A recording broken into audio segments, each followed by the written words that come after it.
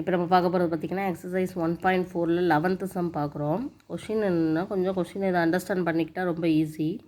The distance S வந்து டிஸ்டன்ஸ்னு கொடுத்துருக்காங்க. ஒரு ஆப்ஜெக்ட் ட்ராவல் பண்ணுது. ஒரு ஆப்ஜெக்ட் வந்து ஒரு இடத்துல மூவ் ஆகி போகுது. அது எவ்வளோ டிஸ்டன்ஸ் போகுதோ அது எஸ்.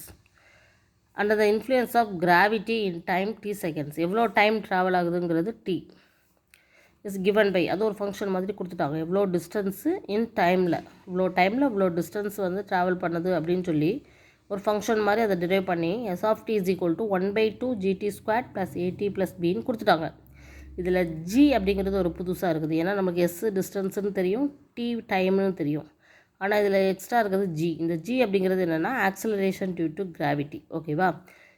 ஏ அண்ட் பிங்கிறது கான்ஸ்டன்ட், அதையும் கொடுத்துட்டாங்க.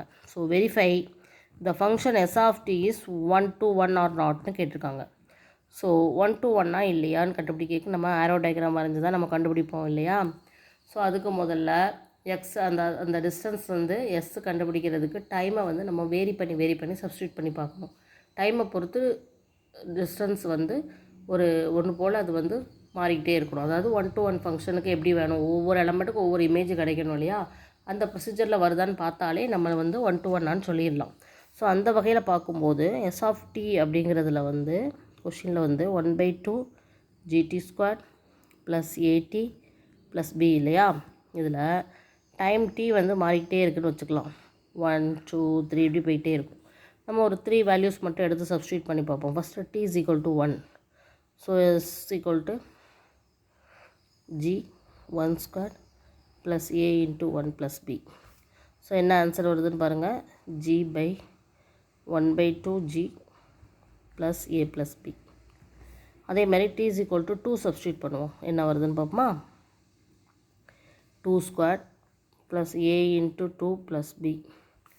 So 2 2s are 4/2 g plus 2a plus b. வேறு அதே இது வரல. So is equal to 1/2 g 3 square plus a into 3 plus b. Values வந்து மாற தான் செய்யும் கண்டிப்பாக. 9/2 g plus 3a plus b. So டைமை பொறுத்து டிஸ்டன்ஸ் வந்து வேரி ஆகுது இல்லையா? ஸோ இதுக்கு வந்து ஆரோ டயக்ராம் நம்ம வரைஞ்சோம் அப்படின்னா இது வந்து every time has unique distance s distance. ஒவ்வொரு டைம் மாறும்போதும் ஒவ்வொரு டிஸ்டன்ஸ் ட்ராவல் ஆகுது. ஸோ திஸ் இஸ் 1 to 1 ஃபங்க்ஷன்னு நம்ம எழுதலாம். ஓகேவா? Okay, very simple problem. Thank you.